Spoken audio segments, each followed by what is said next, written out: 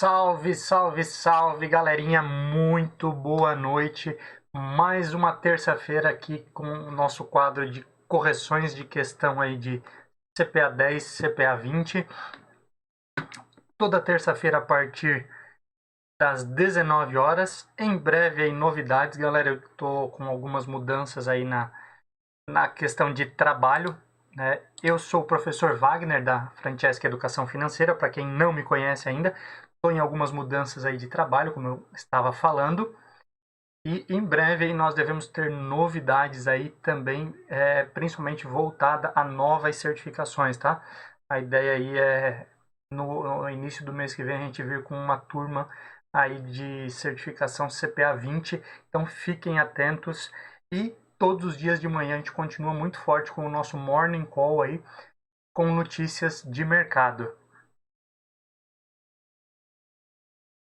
Vocês aí que nos acompanham gravado, né? Não esqueçam sempre, deixa seu like, compartilha, se inscreve no canal para que isso chegue cada vez a mais pessoas e a gente consiga aí colocar todos os projetos em prática também, certo? Comecei uns minutinhos antes hoje, eu estava atuando em home office, então terminei de trabalhar e vim fazer a revisão das questões.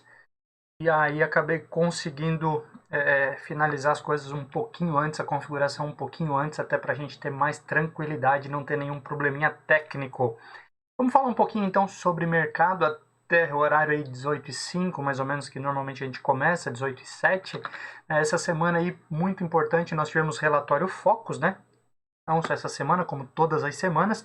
O que é interessante aí, vale a pena aí ficar de olho, todo mundo que busca trabalhar em instituição financeira, que está tentando fazer a certificação CPA 10, é importante você entender, interpretar o relatório Focus, né? O relatório Focus, ele pega a mediana. Você, quando vai começar a estudar CPA 20, você vai ver uma das medidas estatísticas que se fala no CPA 20 é a mediana, que é exatamente o que está na metade, o número que está na metade do conjunto escolhido, né? E a mediana aí da decisão, ou melhor, da expectativa dos especialistas das instituições financeiras, ela é colocada no relatório Focus. Então aí só para falar um pouquinho, na segunda-feira aí quando saiu o relatório, pela 10ª semana consecutiva, os especialistas acreditam numa alta um pouco maior do IPCA, o IPCA que é a inflação oficial. Então vamos relembrar aqui, ó, a gente está falando de certificação. IPCA é a certificação oficial do Brasil. IPCA é medido e divulgado pelo IBGE, lembra disso, certo? Ele pega ali o consumo das famílias aí que ganham de 1 a 40 salários mínimos das principais cidades e capitais do país. Olha só, então, como a gente sempre faz aqui, recapitulando conceitos, tá? Então, o IPCA tem uma perspectiva de nova alta, talvez chegando aí, de acordo com os especialistas, a 4,60% de alta no final desse ano, certo? O IGPM também, 10ª semana consecutiva de alta, podendo chegar aí a 11,02. Lembrando que o IGPM é o índice do atacado, né, que ele pega 3 indicadores, lá o IPA, o IPC e o INCC, certo? 60% do IPA, 30% do IPC e 10% do INCC, que é o Índice Nacional da Construção Civil.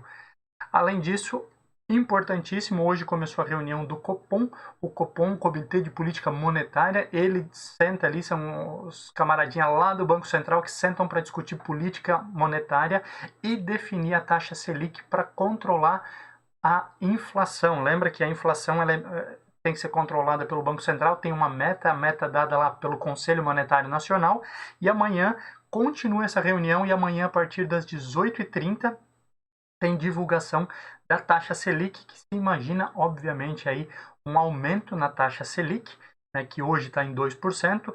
Alguns especialistas estão falando aí, o Itaú, por exemplo, em ainda esse ano chegar em 5%, talvez 5,5% a taxa Selic, mas o relatório Focus ele traz aí, na mediana, a expectativa de 4,5% de Selic ao final do ano. Muito distante daqueles 16% que nós já tivemos, 15%, 16%, alguns anos atrás, mas uma grande diferença aqui é porque nós vamos mais do que dobrar o valor da taxa Selic em um ano, mesmo nessa condição mediana aí do relatório Focus.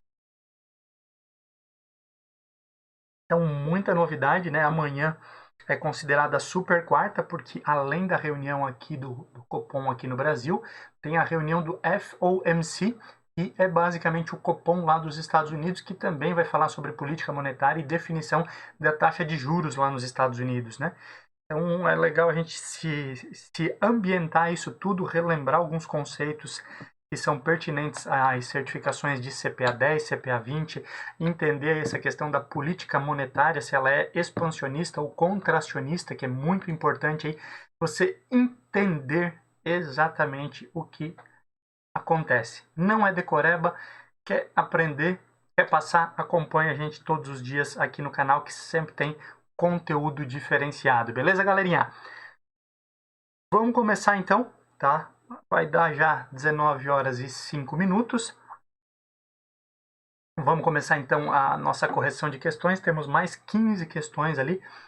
Até eu tenho uma questão ali que infelizmente a gente vai ter que olhar ela com calma, porque agora que eu estava revisando eu vi que ela tem um erro. A gente corrige ela ao vivo, porque essa é a ideia que a gente aprende. Aqui a gente vai falar tudo ao vivo e principalmente, tá?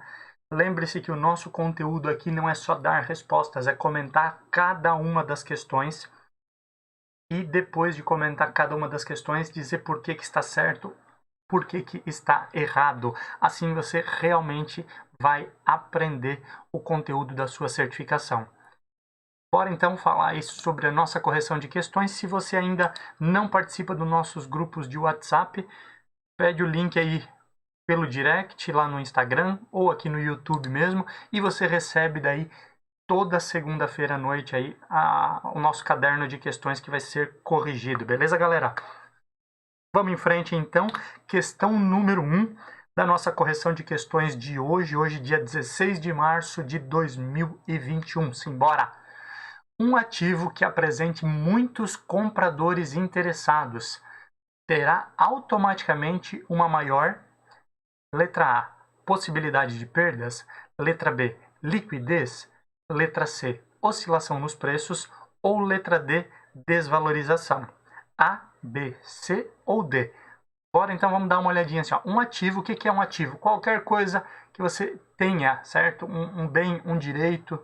Então você tem ações, é um ativo. Você tem um carro, ele é um ativo. Você tem um imóvel, é um ativo. Então um ativo qualquer, certo?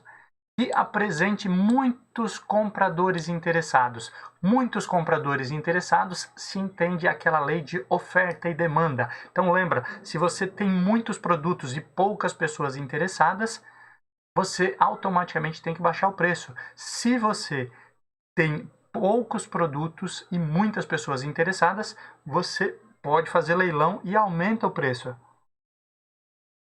Mas não estamos falando aqui de oscilação de preço, não estamos falando de perdas também, tá? Vamos dar uma olhadinha com calma aqui. A primeira alternativa diz o seguinte: apresenta maior possibilidade de perdas? Não, né? Acabei de falar sobre leilão, então imagina o seguinte: você tem uma ação e muitas pessoas querem comprar essa ação, ou você tem um carro e ele é uma relíquia. Vamos pegar aí, ó, o professor Wagner, ele é um cara mais velho, tem 36 anos, né? Sei que não parece que eu tenho bem menos, mas eu gosto de uns carros antigos, então alguns aí vão lembrar daquele Maverick ou de um Dojão, né? Então, assim, lá, 1900 e Guaraná com rolha, certo? Então, aqueles carros extremamente conservados, você tem um carro desse, tá? E várias pessoas são interessadas, porque o carro é impecável. Você vai ter maior possibilidade de perda? Não. As pessoas vão vir querer comprar e uma pessoa vai dar um lance maior do que o outro. Então a possibilidade de perdas aqui ela não tem nada a ver com essa questão. A letra D, ele vai ter uma maior desvalorização? Também não, né? Acabamos de falar sobre isso. Se muita gente quer comprar, ele se valoriza. Ele se valoriza. Imagina o contrário, você tem um carro e ninguém quer comprar. Aí sim ele desvaloriza. Mas quando tem muita gente interessada, ele valoriza, certo?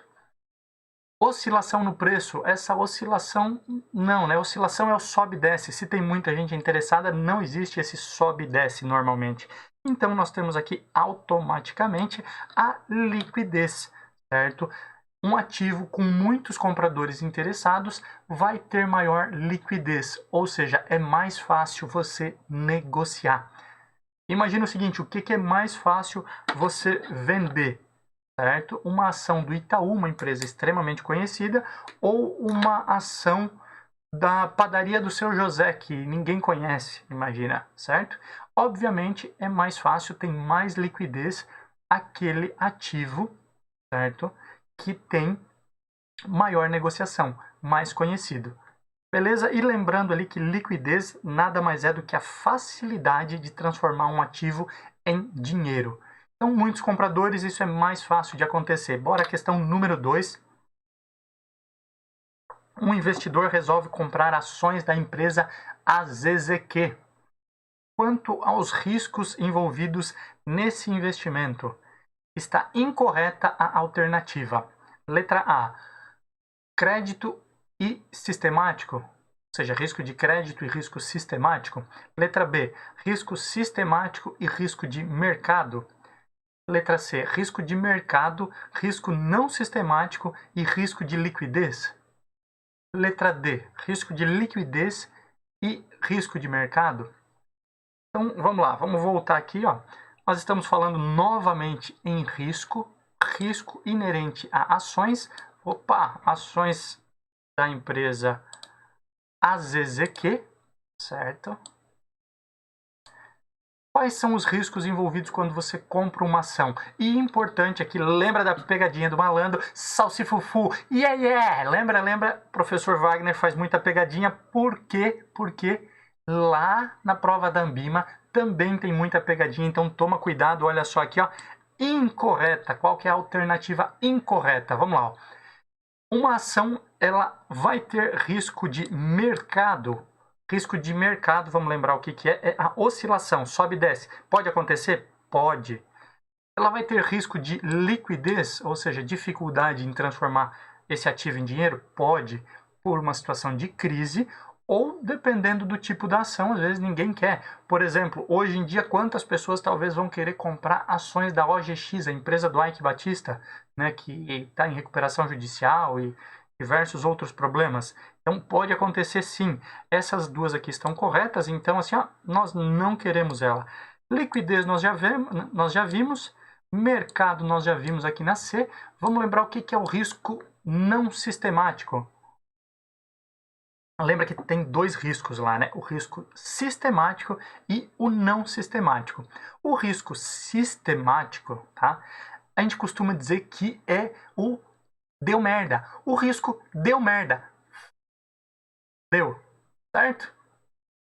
Vamos botar o pi aí na edição, nós não vamos editar, né? Mas ficou bem claro. Por quê? O risco sistemático é aquele que não tem como você se proteger. Ele afeta todos os ativos. É a pandemia do coronavírus que afetou todos os ativos lá em março do ano passado, certo? Então, esse é o risco sistemático que nós temos aqui na B e na A, tá?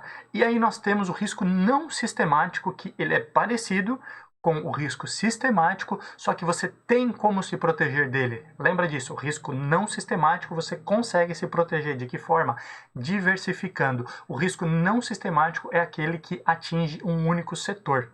Então imagina assim, ó, se o setor dessa empresa AZZQ, ele sofrer algum tipo de problema, vai ser um risco para esse investidor? Vai, claro que sim.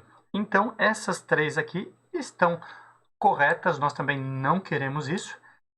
Letra B, risco de mercado, nós já vimos, e risco sistemático, que nós já vimos, que é o risco do deu merda, afeta todo mundo, pode afetar, se afeta todo mundo, também vai afetar as ações da empresa AZZQ.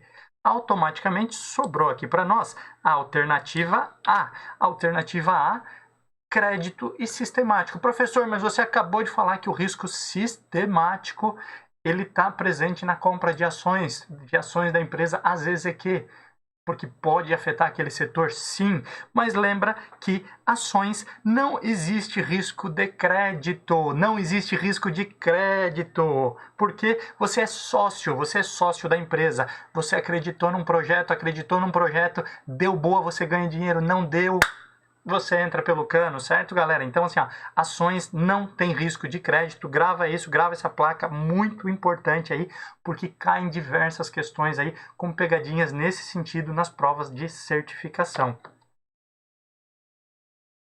Questão número 3.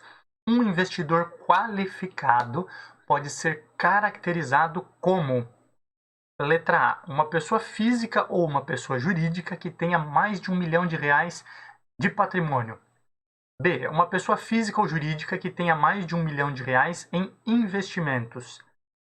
Letra C, uma pessoa física ou jurídica que tenha mais de R$1 milhão em investimento e ateste por escrito o conhecimento de mercado. Ou letra D, pessoa física apenas que tenha mais de R$1 milhão em investimento e ateste por escrito o conhecimento de mercado. A, B, C ou D. E aí nós vamos lembrar daquilo que nós falamos lá no módulo 5, que é o módulo de fundos, né? A gente fala lá, por exemplo, sobre os fundos exclusivos, né? E alguns outros tipos de fundos. E lá no nosso preparatório a gente falou sobre os tipos de investidor. Existe, por exemplo, o investidor profissional, né? E o investidor qualificado, que nós estamos falando aqui. O investidor qualificado, ele tem que ter realmente alguma coisa aqui voltada a R$1 milhão, certo? Que a gente vai ver aqui.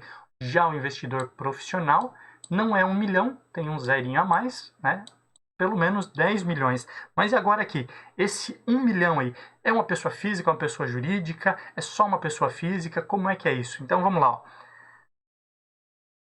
Um investidor qualificado, para ele ser considerado um investidor qualificado, ele tem que ter pelo menos R$1 milhão. Em patrimônio? Não em patrimônio. O cara pode ter uma casa que vale R$1 milhão. Isso não quer dizer que ele é um investidor qualificado, certo? Ele tem que ter, então, em aplicações financeiras, em investimentos, isto. Mas também não é a alternativa B. Porque além do nosso amigo ter mais de R$1 milhão em investimento, ele tem que atestar por escrito que ele tem conhecimento de mercado para ser considerado um investidor qualificado. E aí ele tem algumas vantagens, algumas benesses, né? O investidor qualificado ele tem acesso a alguns fundos que são mais restritos, né? Que você precisa de uma grana a mais para entrar. E tem fundos que são somente para investidor qualificado. Agora vem o grande detalhe. Só pessoa física ou pessoa física e pessoa jurídica, tá? Investidor qualificado pode ser pessoa física ou jurídica sem nenhum problema, certo? Sem nenhum problema.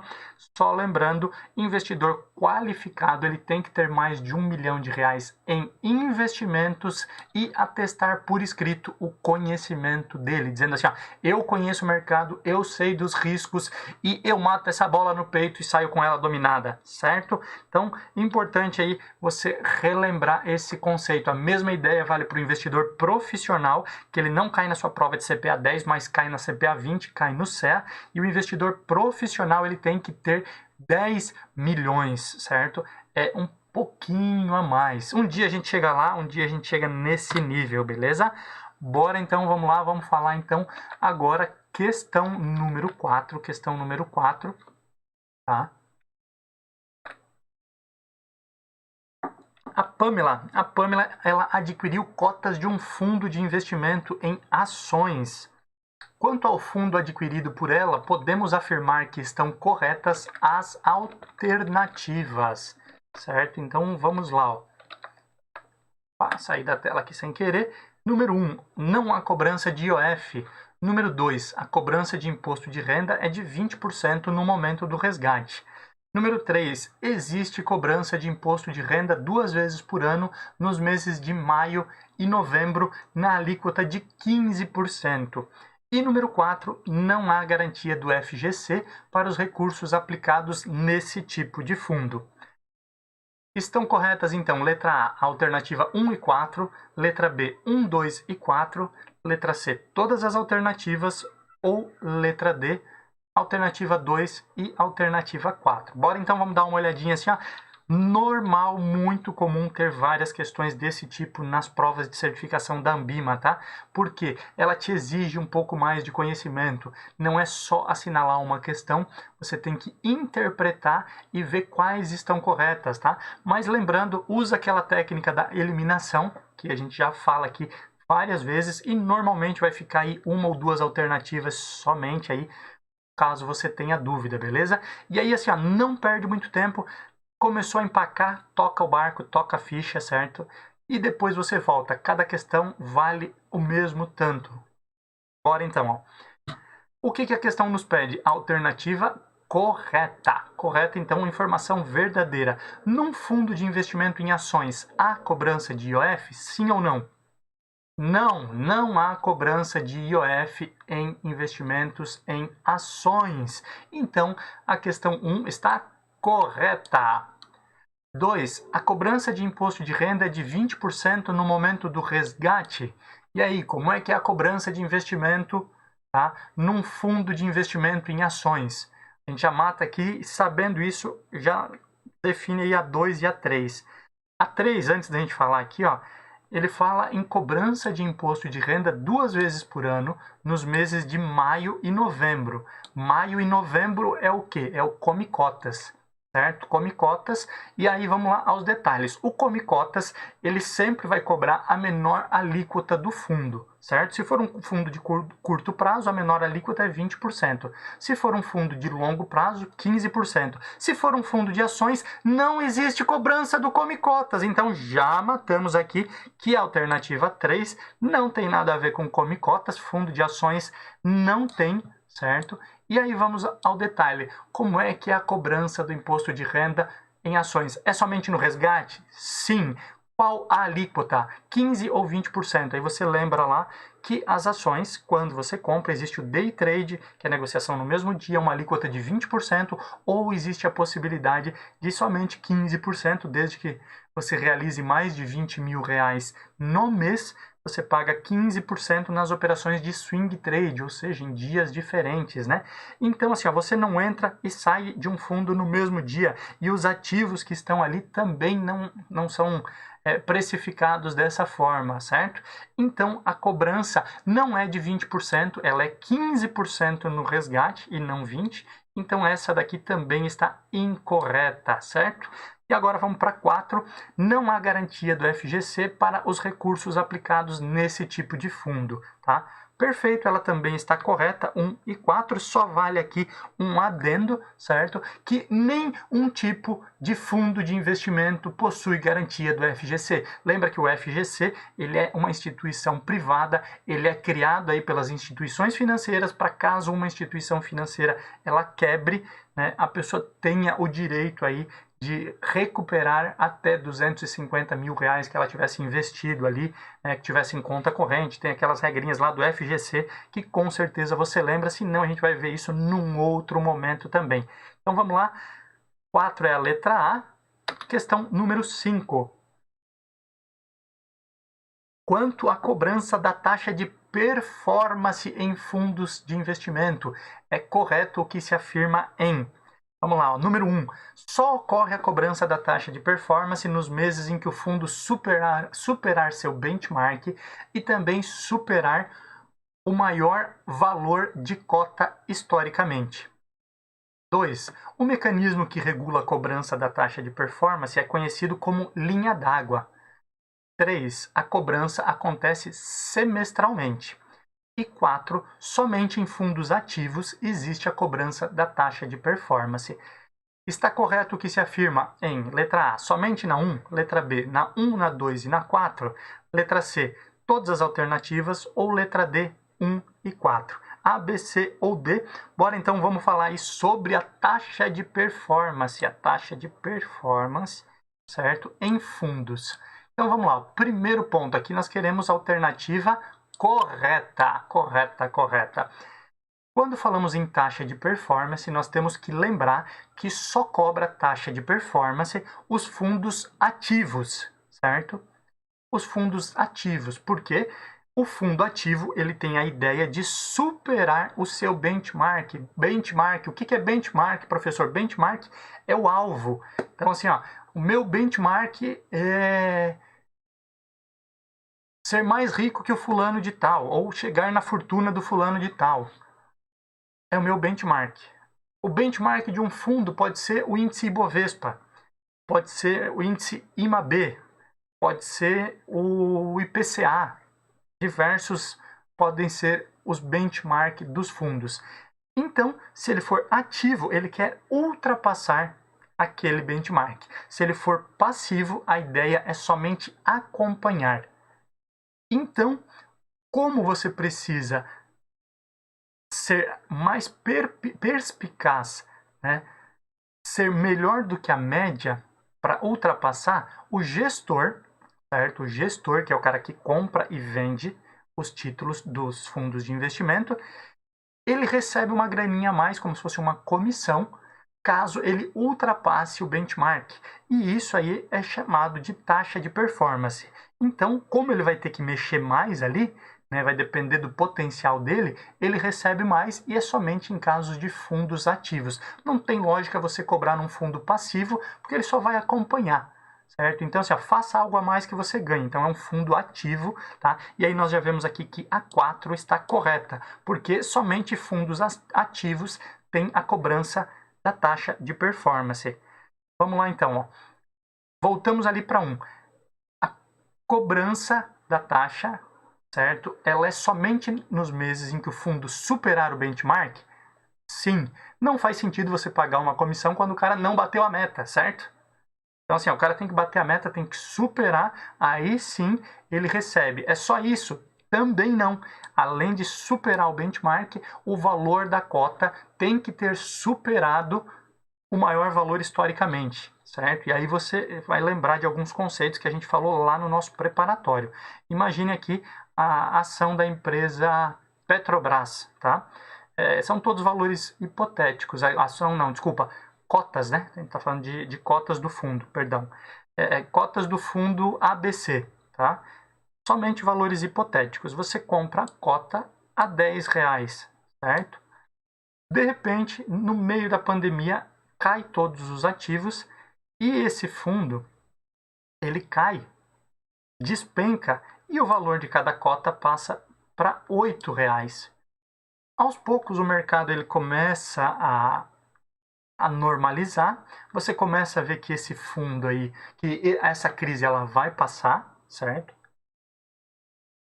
E os ativos voltam a subir, que foi basicamente o que aconteceu aí no ano passado. É só você acompanhar um pouquinho o mercado, que com certeza aí você vai perceber isso claramente, certo? Então vamos lá. Ó. Passou a grande crise, agora os fundos, a cota do fundo chega a R$ 9. R$ 9, certo? O fundo aqui, ele superou o benchmark. Vamos imaginar que o benchmark aqui era a taxa DI.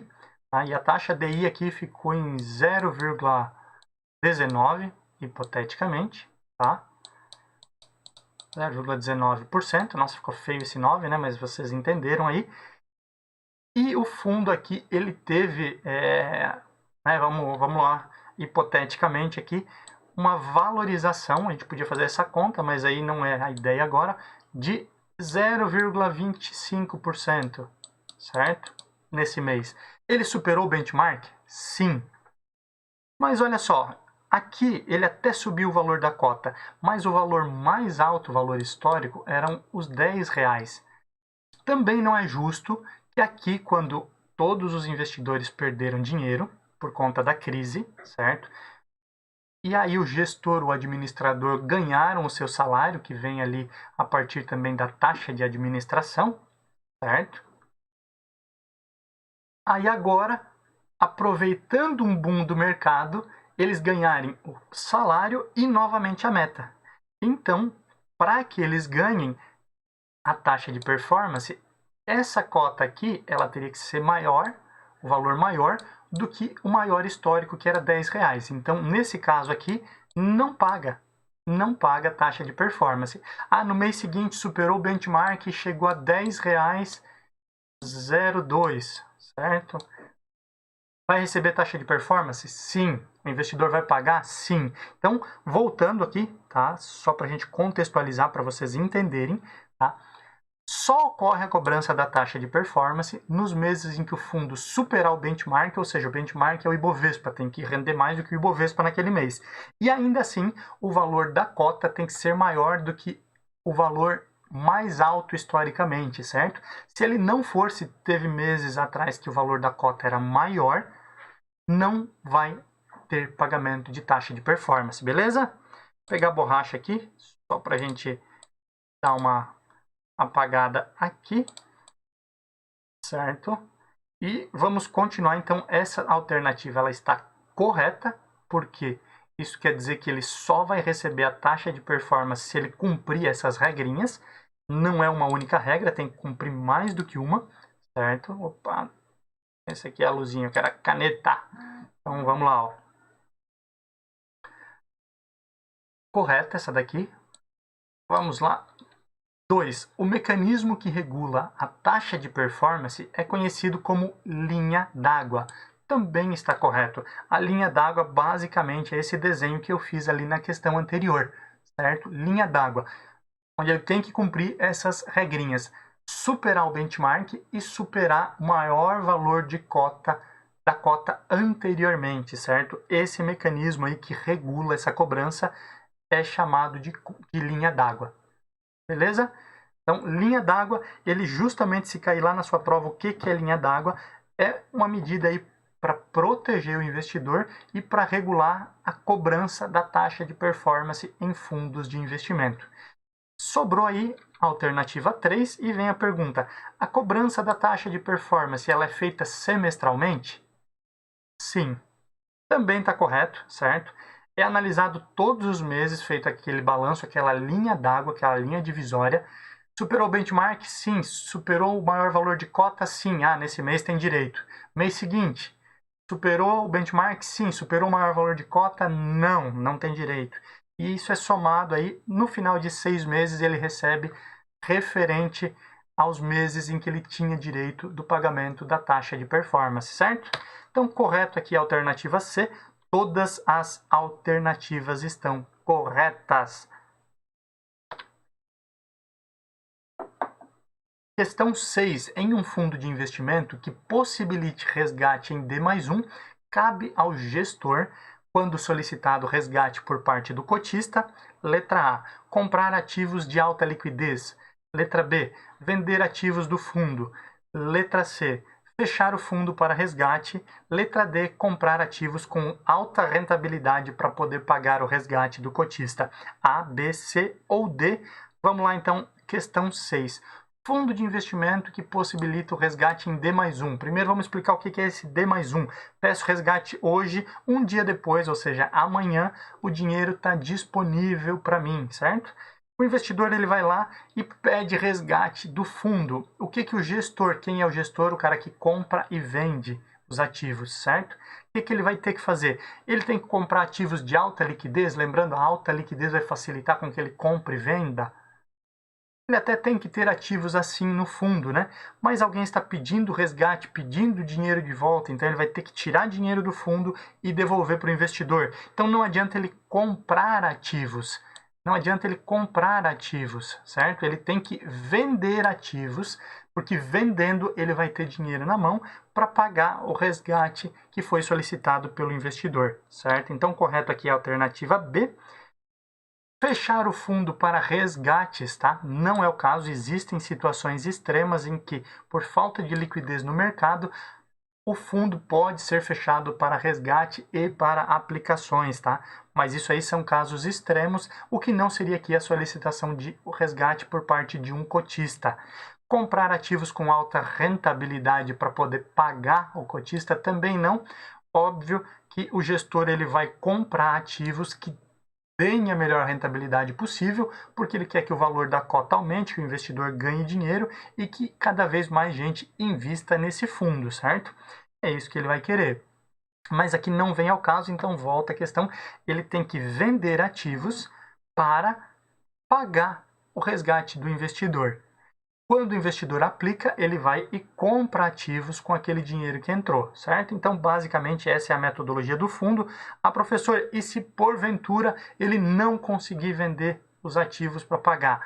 Aí vai dar um problema sério para o gestor e para o administrador. Lembrando que o administrador ele é o principal responsável aí por problemas, né? Porque se o fundo diz que lá no regulamento que o resgate dele é em D+1, ele tem que ter ativos que possam ser vendidos rapidamente, certo?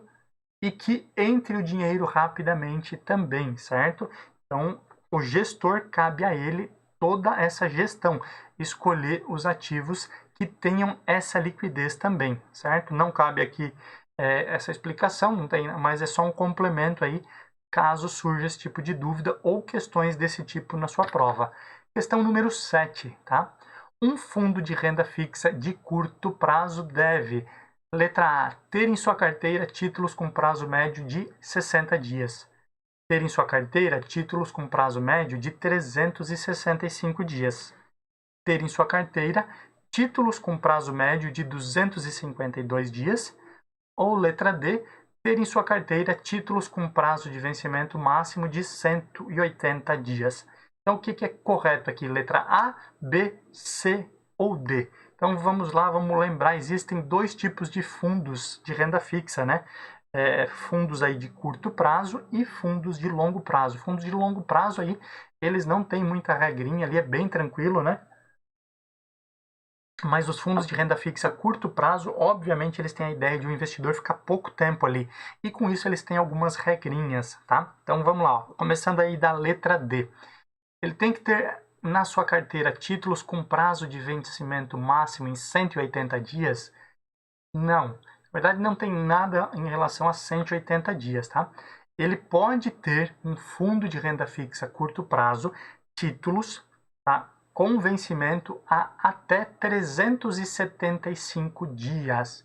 Até 375 dias. Então, aqui nós automaticamente aqui eliminamos as três últimas alternativas e sobra somente a letra A, porque a média dos títulos ela não pode ultrapassar 60 dias. Pode ter títulos com prazo maior? Pode, desde que a média não ultrapasse 60 dias. E ainda existe essa segunda regra, que é um prazo máximo de 375 dias para o vencimento de um título. Então, não é 365, tá? Esse aqui é para confundir, não é 252, lembrando que 252 é conforme é considerado aí o calendário econômico, né? São 365 dias no ano, 252 dias úteis em média, né? É o cálculo que é feito. E esses 180 dias aqui também, só para confundir, correto aqui é a alternativa A. Questão número 8 aí, já passando aí da metade da nossa correção de questões de hoje. Com relação aos fundos de renda fixa simples, é incorreto o que se afirma em letra A. Letra A não, desculpa, número 1. Podem investir 95% do seu patrimônio líquido, PL, pode aparecer assim também lá na sua prova, né? Em títulos públicos federais. 2. Podem investir em títulos privados com baixa classificação de risco. 3. Podem ser recomendados para investidores com API desatualizado. 4. Não existe a necessidade, ou melhor, não exige, né, a assinatura do termo de adesão e risco por parte dos investidores. Está incorreto, então, o que se afirma na letra A, 1, 2 e 3. Letra B, nenhuma das alternativas está incorreta. Somente a 1 está incorreta. Ou 2, 3... Opa, 2, 2 e 4 ele não daria aqui, né? Então essa aqui a gente já sabe também que não está correta. Ou melhor, não está incorreta, né? Vamos lá então, ó. Primeiro de tudo, lembrando aqui, né? Incorreta, muito importante a gente analisar sempre isso. Olha se não tem um exceto, um incorreto lá na hora da sua prova. E vamos lá, número 1. Um fundo de renda fixa simples, tá, que é o mais simples, pode investir 95% do patrimônio em títulos públicos federais?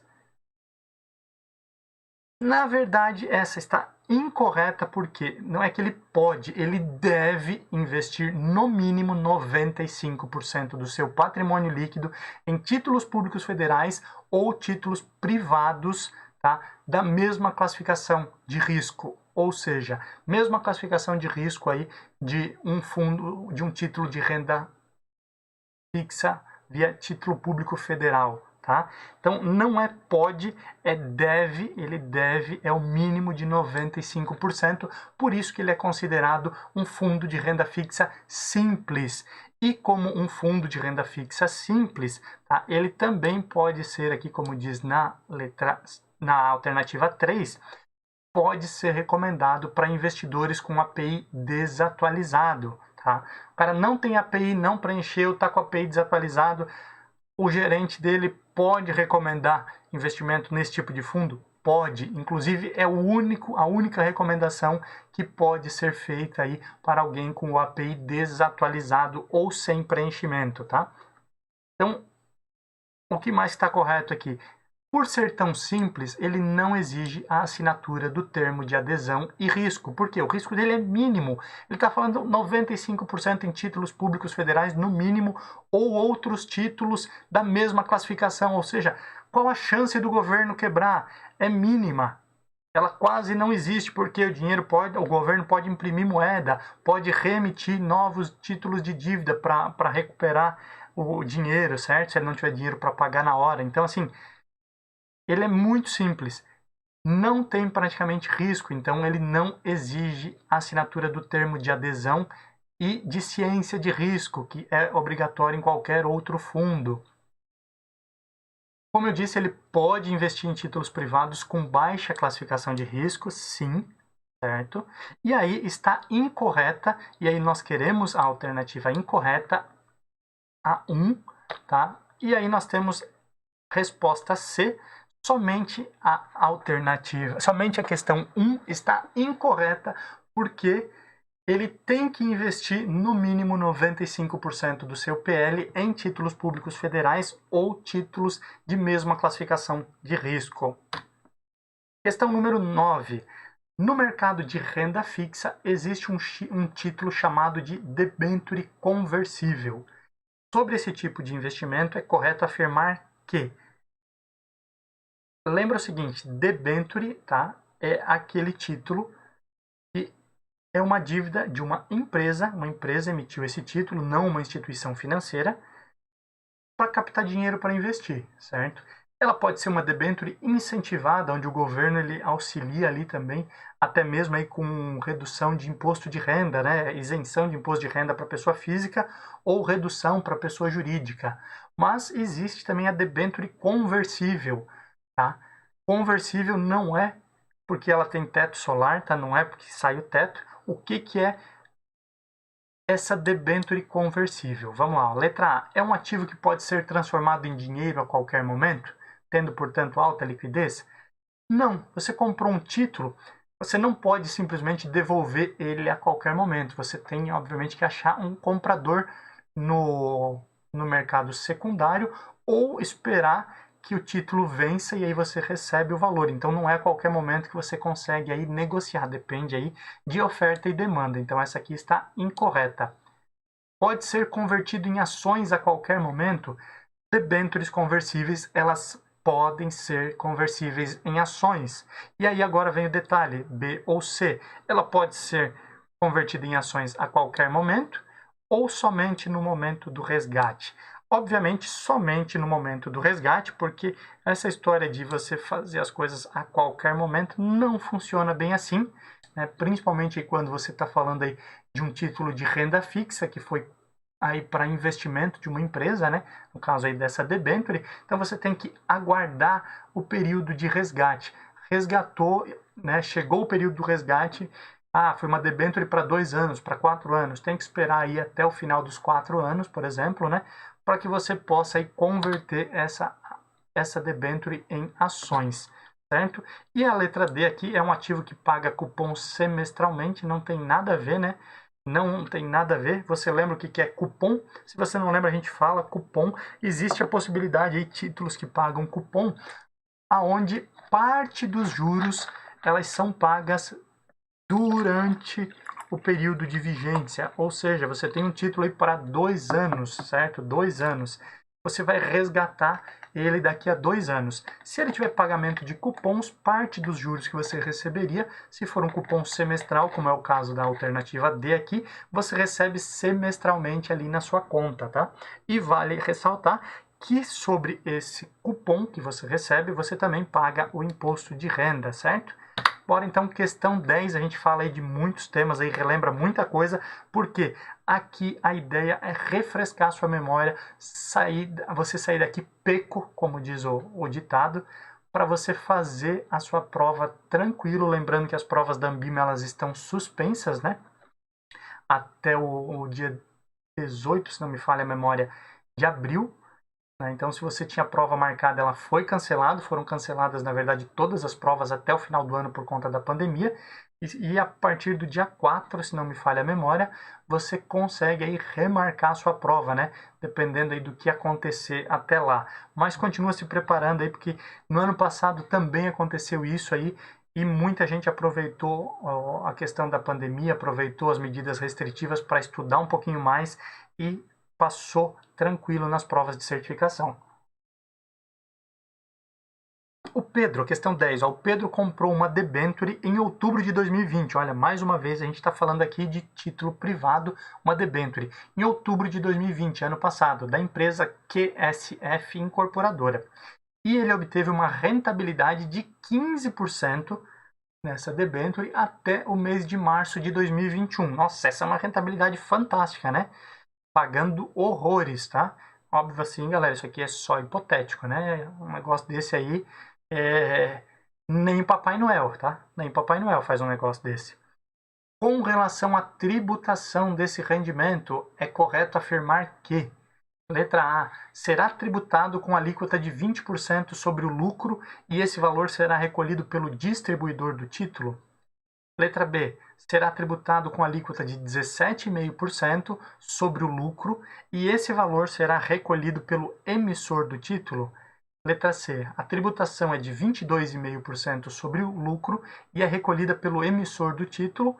Ou letra D, a tributação é de 22,5% sobre o lucro e é recolhida pelo próprio investidor? A, B, C ou D, vamos aos detalhes. Então a gente está falando de uma debenture, certo? Debenture. Está falando aí sobre imposto de renda, tá?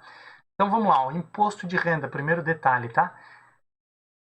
O imposto de renda ele é sobre o lucro. Opa, olha só. Todos eles. Não ajudou muito, professor. É um imposto sobre renda de um título de renda fixa ou renda variável. Renda fixa. Como é que é cobrado o imposto em renda fixa? Tirando lá em fundos, né, que daí você tem o come cotas, como é que é cobrado? É cobrado conforme tabela regressiva. Como é que é a tabela regressiva? Tá? E aí é importante, a hora que você chegar lá na sua prova para fazer, você recebe um papel de rascunho, tá? A hora que eles liberarem, até antes de começar a prova, começa a rabiscar. Assim, liberou para começar a prova, perde 5 minutos, que não vai ser perca, vai ser um ganho, e anota algumas coisas naquela coisa. Anota, faz ali ó, a tabela regressiva, certo? Faz a tabela regressiva também lá do imposto de renda, faz essas anotações simples, anota ali como é que calcula o IPCA, como é que calcula o IGPM, porque às vezes você vai estar no pique ali depois e não vai lembrar. Então, assim, ó, dicas importantes para você fazer sua prova de qualquer certificação, tá? Quando eu fiz a minha última prova de certificação, que foi o CEA de especialista Ambima, né? O CEA ou CEA, não sei bem certinho como é que é a pronúncia, a minha prova do CEA, eu cheguei e escrevi algumas das fórmulas, mesmo sabendo que existiam as fórmulas na prova, mas escrevi da forma que eu achava mais fácil. Uma das fórmulas que é a mais difícil de todas, acabei nem utilizando, não tinha uma questão para aquela fórmula na prova, mas eu coloquei ali para não correr o risco de chegar lá no final da prova, estar com a cabeça cheia, já pensando em ir embora, cansado, cérebro cansado e ter que lembrar dessa fórmula. Então, guarda essa plaquinha aí, faz isso também que vai fazer muita diferença. Então vamos lá. Ó. Tabela regressiva é o seguinte, tá? Como é que começa pagando? Começa a alíquota mais alta, a tabela regressiva, que é o 22,5%. Depois, ela cai sempre 2,5%. Então, depois é 20%. Depois é 17,5%. Depois é 15%.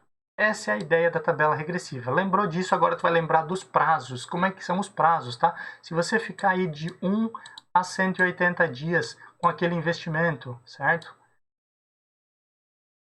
22,5. E aí agora ele sempre dobra, tá? Vai dobrar esse aqui, ó, de 180, então, ou melhor, de 181, né? Até o dobro. Quanto é que é o dobro? 360. Olha como o professor dá umas dicas bacanas aqui. Muito tranquilo para você lembrar disso. Olha só, sempre cai 2,5% e sempre vai dobrando, tá? O último número aqui, ó. 1 a 180, lembrou? Depois ele só vai dobrando. Mais de 180, ou seja, 181 até 360. 361 até o dobro. Quanto é que é o dobro de 360? Quanto? 720, olha só, fez a conta de cabeça, hein? Aí sim. E depois de 720, ou seja, 721 em diante, até o quanto você quiser, é 15%. Então agora é só interpretar. Se você tem isso anotado, é fácil, é só interpretar. Quando é que ele comprou? Outubro de 2020. Outubro, então vamos lá. Quando é que ele vendeu? Março de 2021. Então vamos lá. Outubro, novembro, dezembro, janeiro, fevereiro, março. Então a gente lembra assim aqui, 180 dias são 6 meses. Deu menos de 6 meses? Deu. Então, automaticamente, ele vai ficar na alíquota máxima de 22,5% de imposto, sempre sobre o lucro. E o detalhe, em uma debênture, tá? O recolhimento é feito pelo emissor do título. Comprou uma debênture da Vale, a Vale vai fazer o recolhimento do imposto de renda e ele vai te creditar na conta, certo? Somente o valor líquido, beleza? Então, assim, ó, o próprio investidor recolher é muito mais via DARF e principalmente aí quando nós falamos aí de ações, tá? Renda fixa dificilmente, aí não lembro de um título de renda fixa que é o investidor que vai ter que fazer a DARF ali para pagar. Então, bem tranquilo aqui, lembrou da tabela regressiva, lembrou que debêntures, tá? CDBs, título público federal, sempre quem emitiu o título que vai cobrar e recolher o imposto de renda, beleza? O mesmo acontece lá nos fundos. Então, bora então, questão 11, com relação à liquidação das ordens de compra e venda de ações preferenciais no mercado secundário. Podemos afirmar que ocorrem sempre em 2 dias úteis após a execução da ordem, 3 dias úteis após o envio da ordem, 2 dias após o envio da ordem, 3 dias após a execução da ordem. Então vamos lá, o que é a liquidação? Liquidação é o seguinte, comprei, tá? Ações, comprei as ações ou vendi, comprei, o dinheiro vai sair da minha conta, vai haver a liquidação. Lembra que existe a clearing house, que ela vai ajudar nesse procedimento, dar garantia dessa liquidação, né? E o dinheiro vai sair da sua conta e você vai receber a propriedade daquele título, vai ficar registrado. Você vendeu, a mesma coisa acontece, o dinheiro vai entrar na sua conta e a posse daquele título vai para outra pessoa, a pessoa que você vendeu. Então vamos lá, compra ou venda de ações preferenciais ou ordinárias, tem diferença nenhuma, que é só para confundir. Mercado secundário, beleza, porque daí é quando você está trocando, né? Você comprou de outra pessoa que já tinha comprado ou vendeu para uma outra pessoa. Esse é o mercado secundário, ele dá mais liquidez ao mercado. E quanto tempo que ocorre essa liquidação? 2 dias, 3 dias? Vamos lá, se você pegar um material mais antigo, desatualizado, ele fala em 3 dias úteis, certo? 3 dias.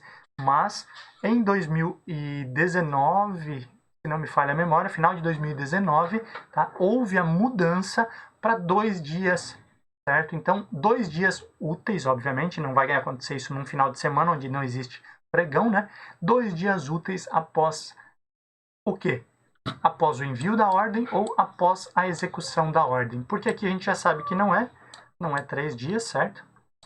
Após o envio ou após a execução. Sempre após a execução. E aqui vale entender, você pode mandar uma ordem e ela não ser executada. Você queria comprar ações de Petrobras, mas somente se ela chegasse aí no valor de R$ 22,16, tá? Hipoteticamente, não sei quanto fechou Petrobras hoje, tá? Mas você colocou essa ordem aqui e não chegou nesse valor.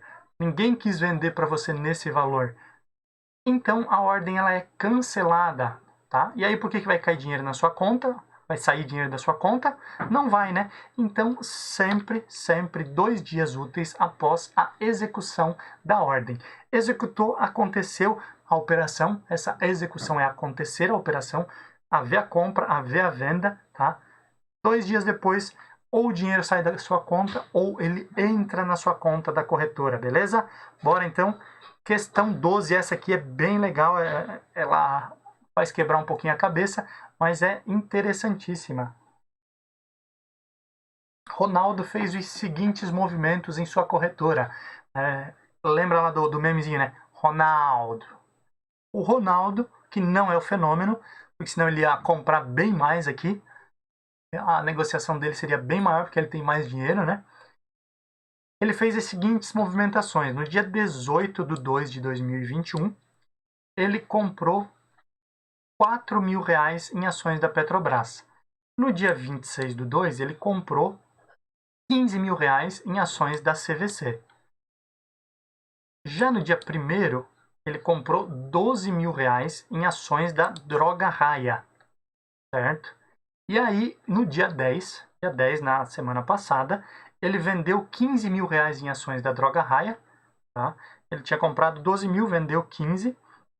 A gente não sabe aqui se ele vendeu tudo, se não vendeu, tá? Vamos nos atentar aos valores. E no dia 12, sexta-feira passada, ele vendeu aí R$ 6.000 em ações da CVC, certo? Então vamos lá. Ó. Quanto ao imposto de renda referente aí ao que o Ronaldo fez. Vamos lá. Ó. Ele é isento, pois não fez day trade e nem teve lucro acima de R$ 20.000. B. Vai ser cobrado a alíquota de 20% de imposto de renda, sendo 1% na fonte e o restante via DARF. Então, vamos lá. Aqui a gente já pode descartar, né? Pode ver que nenhuma das operações foi no mesmo dia de compra e venda. Então, compra e venda no mesmo dia, day trade, não houve day trade. Então, essa daqui a gente pode olhar que ela não existe, né? 20% é somente em day trade, não é o caso. C. Um imposto de renda aí de 15% sobre o ganho de capital a ser pago até o final do mês seguinte? Talvez, vamos ver. Né? Como não foi no mesmo dia, a outra possibilidade é o swing trade, que cobra 15% aí de imposto de renda. D. Não é possível uma conclusão, visto que nós não sabemos a quantidade de ações negociadas em cada caso. Também não é o caso, que a gente não precisa saber exatamente a quantidade de ações, tá? A gente precisa saber quanto ele negociou, certo? E aí vamos lá, ó. Olhamos, ele não negociou nenhuma vez no mesmo dia, compra e venda, então a gente já viu que não tem day trade aqui, tá? Aí vem os detalhes. Ele teve lucro acima de R$ 20.000? Não teve lucro. Mas, porém, todavia, entretanto, contudo, no entanto, não obstante, certo? A isenção de imposto de renda em swing trade, ela não é para lucro acima de R$ 20.000, e sim realização no mesmo mês, tá? Acima de R$ 20.000. Professor, eu não sei o que é realização. Realização é vender.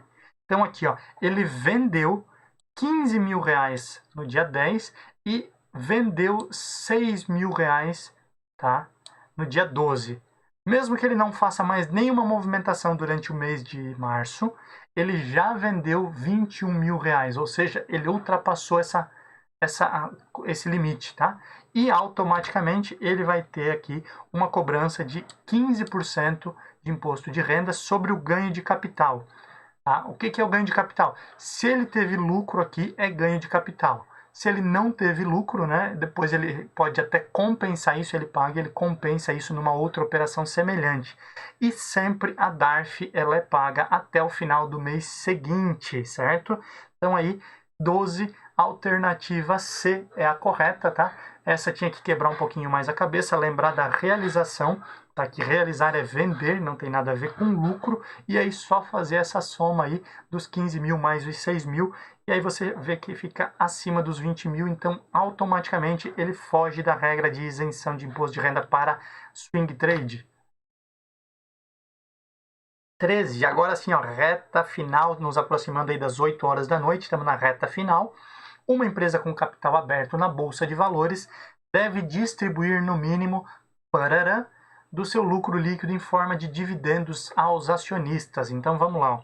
Uma empresa com capital aberto, ela está sendo negociada na Bolsa, então ela tem diversos investidores e ela tem algumas regrinhas ali para cumprir quando ela é uma empresa de capital aberto. Uma delas é distribuir uma parte do lucro, né, para os acionistas. Em forma de quê? Dividendos. O lucro que a empresa tem, ela distribui parte dele, não tudo, né, para os acionistas em forma de dividendos, beleza? Qual é o mínimo que ela tem que distribuir? O mínimo, tá? Se tiver algo no estatuto, tá? Vai cumprir o que está no estatuto. Se não, o mínimo sempre 25%, tá? Aqui não tem muita regrinha, não tem muito o que falar. Sempre, se não tiver nada determinando algo acima disso, algo diferente, tá? A empresa ela tem que distribuir no mínimo 25% dos lucros para os acionistas em forma de dividendos. Teve aí R$100 de lucro, tá? No exercício, ela vai pegar aqueles R$100 de lucro do exercício, no mínimo 25%, ou seja, R$25, e vai distribuir entre os sócios, entre os acionistas, beleza? Sempre nessa regrinha, não esqueça aí, essa tem que decorar, não tem muito o que fazer. O 80% aqui a gente pode olhar assim que é muita coisa, né? Se a empresa distribuir 80% do lucro, ela vai conseguir reinvestir de que forma? Como é que ela vai crescer, né? E aí é olhar e decorar mesmo que é 25%, beleza? Aprender. 14. Um investimento que proporciona vantagens tributárias e garantia do FGC. E aqui entra aquela questão que eu falei para vocês que nós vamos ter que corrigir agora aqui, ó, ao vivo, né? Às vezes acontece, eu já disse que nós somos seres humanos, a gente comete erros, principalmente aí quando a gente durante a semana está fazendo ó, as questões aí à noite, né? Que é sempre fora do horário de trabalho.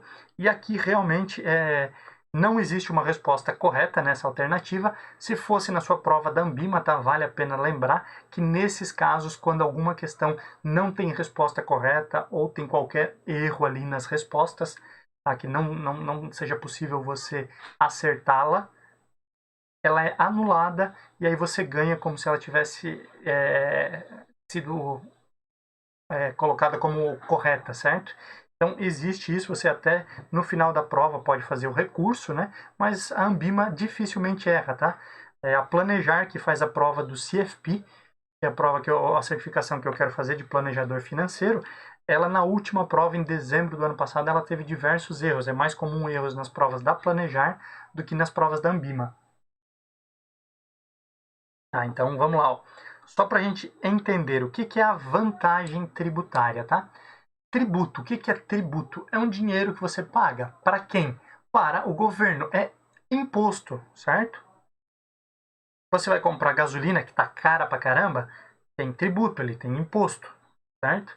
Então, assim, ó, um investimento que te proporcione vantagem tributária. O que é vantagem tributária? Economia de imposto, economia de tributos, tá?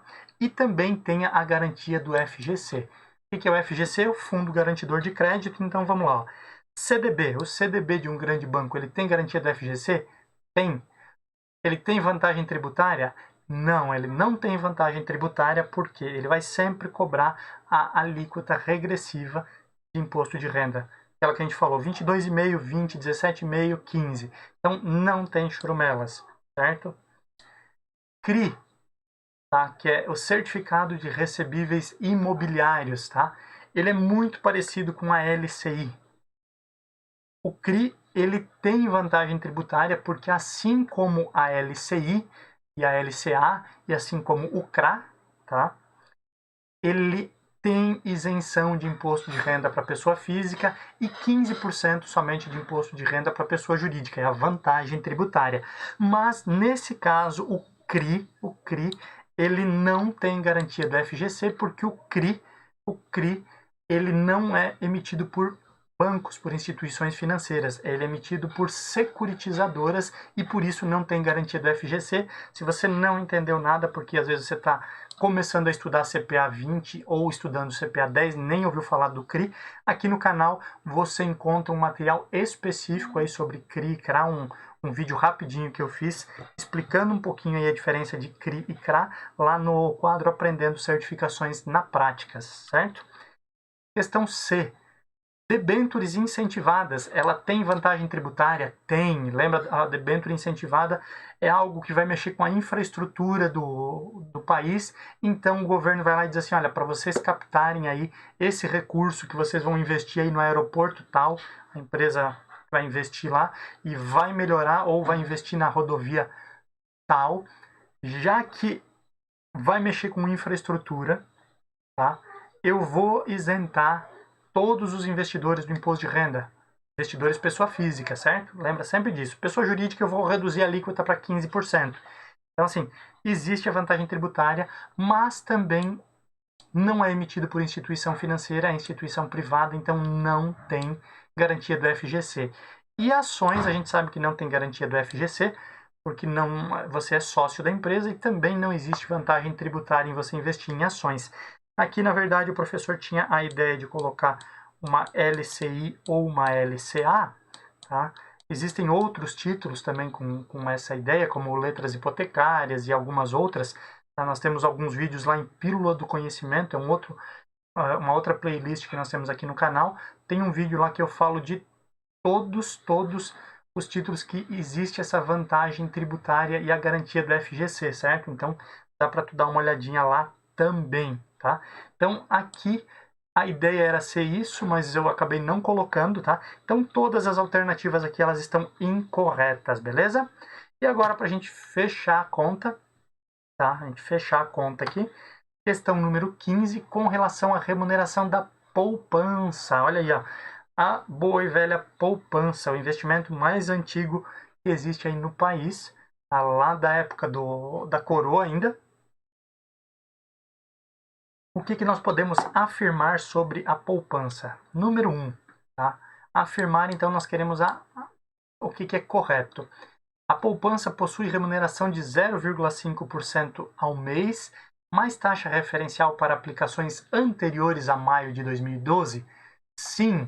Lembra que existe a regrinha, a regra antiga da poupança e a regra nova. A regra antiga diz que aplicações até o dia 4 de maio, se não me falha a memória, de 2012, quem tinha dinheiro aplicado na poupança naquela época e continua até hoje, vai remunerar pela regra antiga. A regra antiga diz que é 0,5% ao mês, mais a taxa referencial, certo? Então, a regra antiga diz isso. Professor, e a regra nova? Depois do dia 4 de maio de 2012, todas as aplicações de poupança elas já caem na regra nova. A regra nova diz que se a taxa Selic for maior do que 8,5%, ela paga 0,5% ao mês mais taxa referencial, ou seja, igual à regra antiga, mas só se a Selic for maior que 8,5%. Se não, ela vai pagar 70% da taxa Selic. Essa é a regra nova. E aí o professor já está dando aqui as respostas, né? Porque vamos lá. Ó.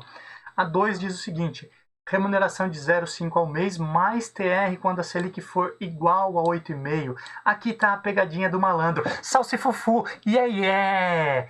Cuidado que lá na prova da Ambima tem muita pegadinha. Então cuida, porque na minha prova de CPA 20, na verdade na minha prova de CEA, tinha uma questão nesse sentido. Uma das alternativas falava em Selic igual a 8,5 e tinha essa pegadinha. Então, muito cuidado aí, porque pode cair algo assim na sua prova também. Então, essa daqui ela está incorreta. E aí nós temos ali a 3. Com a Selic em 2%, certo? Que é o caso que nós temos hoje em dia, a remuneração será de 70% da taxa Selic mais a taxa referencial. Exatamente, tá? Aquilo que a gente falou, abaixo, né, igual ou abaixo de 8,5% ali, até 8,5%, a poupança vai pagar 70% da Selic mais a taxa referencial que está zerada já há alguns anos. E aqui fala no final, a remuneração da poupança acontece sempre no dia 15 de cada mês? Também não. A remuneração da poupança ela é sempre no aniversário. Quando que é o aniversário? Dia 15? Não. É o dia que você colocou o recurso lá. Aplicou no dia 1º, ela sempre vai ter o rendimento depois do dia 1º. Essa é uma das questões negativas aí da poupança, tá? Porque se você deixou lá 29 dias, por exemplo, você aplicou no dia 15 e resgata no dia 14, você perdeu aquela rentabilidade dos 29 dias, por exemplo, 29, 30 dias, dependendo do mês, certo? Ela só tem remuneração, rentabilidade, ela só acontece no dia do aniversário. Então, com essa questão aqui, nós temos a 1 e a 3 sendo correta, porque a poupança ela segue essa regra antiga e regra nova, né? Selic abaixo de 8,5%, igual ou abaixo, 70% da taxa Selic, mais taxa referencial, e regra antiga, 0,5% ao mês, 0,5% mais TR, beleza? Então, muito cuidado aí, na sua prova pode ter muita pegadinha. Alguns alunos aí que passaram na certificação antes de cancelar as provas da Ambima, me disseram aí que o meu simulado é mais difícil do que a prova. E essa é a ideia, volto a repetir aqui, tá? Nas nossas questões comentadas, na nossa prova completa, que tem o vídeo aqui também, que a gente corrigiu aí 50 questões, tá? Nessa mesma metodologia aqui, para você entender como é que é a prova da Ambima, certo? Treino difícil, jogo fácil. Treino difícil, jogo fácil. Não adianta aqui ser fácil e na vida real, na prova, na hora do vamos ver, você olhar e disser assim, poxa, aqui está mais difícil e eu achei que eu estava preparado. Então, se você está bem preparado, se você está acertando as nossas questões aqui, os nossos simulados, a nossa correção de questões, se você está indo bem aqui, com certeza você vai ir muito bem na sua prova. Basta manter a tranquilidade, a calma, relaxar, segue as dicas, anota as placas que o professor sempre dá aqui e vai com fé. Galera, muito obrigado por mais um dia ter a companhia de vocês aqui. Na próxima semana aí nós voltamos com mais um quadro aí com correção de questões. Lembrando que sempre a gente faz isso, demora um pouquinho mais, mas aqui a gente relembra conceitos, a gente explica cada detalhe, porque não é decoreba. Não é decoreba e mais uma última dica, não faça simulados de uma única escola, tá? Os simulados têm que ser o mais diverso possível, principalmente porque você acaba, infelizmente, decorando algumas respostas. Inconsciente isso acontece e aí na hora da prova você pode ter uma surpresa negativa. Além de outras escolas, tá? Além de outros professores, você também tem no próprio site da Ambima simulados que você pode baixar e fazer ali com o material, beleza? Galera, brigadão mesmo, bom restante de semana. Não deixa aí de compartilhar esse material, deixa o seu like, se inscreve no canal. A hora que você passar na sua certificação, a hora que você marcar a prova, me avisa, me manda mensagem aqui, manda mensagem no WhatsApp, manda mensagem lá no Instagram. Saiba que eu me arrepio, tá? Que eu fico muito contente aí quando vocês alcançam esse objetivo. E fica ligado que em breve tem novidade. Galerinha, beijo, beijo no coração. Boa semana, até mais, tchau, tchau.